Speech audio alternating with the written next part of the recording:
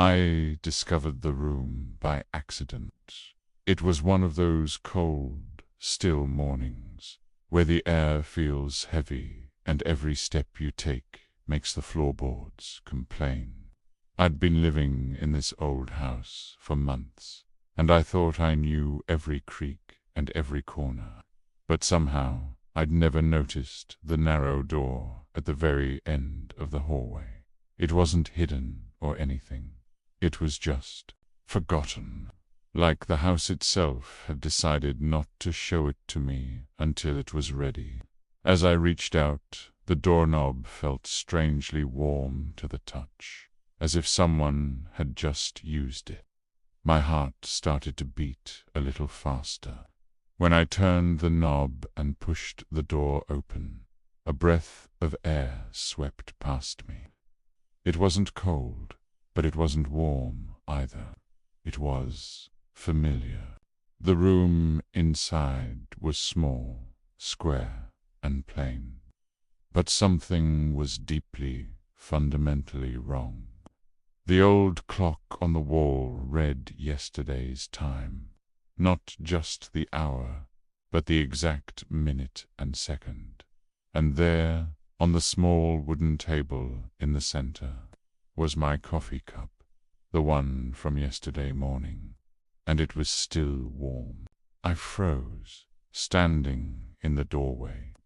I could clearly remember washing that cup, drying it, and putting it away on the shelf. But here it was, full, steaming, waiting for me. I cautiously stepped further inside. The air itself tasted like yesterday. It held the faint, earthy smell of rain from the storm we had last night. I could even smell the faint perfume I'd worn, even though I hadn't put any on today.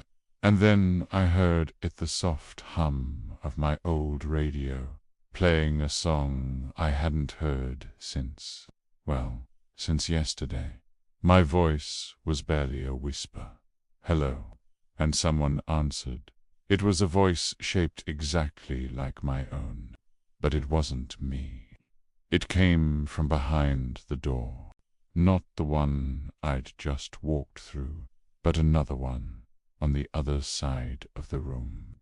It was in the same place, but it felt like it was from a different time. I reached for the handle, but before my fingers could touch it, it twisted on its own, and I watched as I stepped into the room. It was me from yesterday. Same clothes, same tired eyes. She didn't see me. She just walked to the table, picked up the coffee cup, and let out a long sigh I distinctly remembered releasing. I was watching myself, in real time, living a moment that I had already lived. And then she, the me from yesterday, turned, suddenly, as if she sensed something. Her eyes passed right through me, as if I were the ghost in her room. And then she whispered, so softly I felt it more than I heard it. Don't stay here.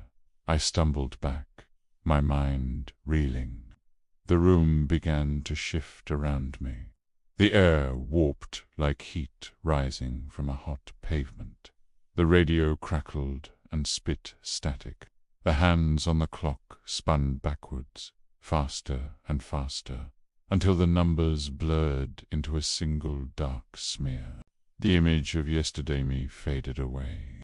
The walls seemed to stretch, and the floor trembled beneath my feet.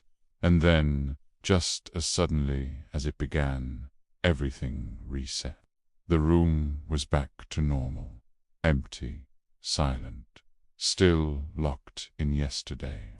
I scrambled out and slammed the door shut, my hand shaking. But tonight, as I'm telling you this, I can hear movement from inside that room. The soft clink of a coffee cup being set on a saucer, the quiet rustle of turning pages, and my own voice, humming that same old tune.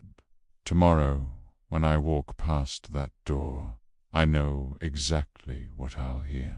My own footsteps from yesterday. Still walking, still waiting, still trying to warn me. Thanks for listening. If you like stories that mess with your head, make sure to subscribe. You never know what we'll find next.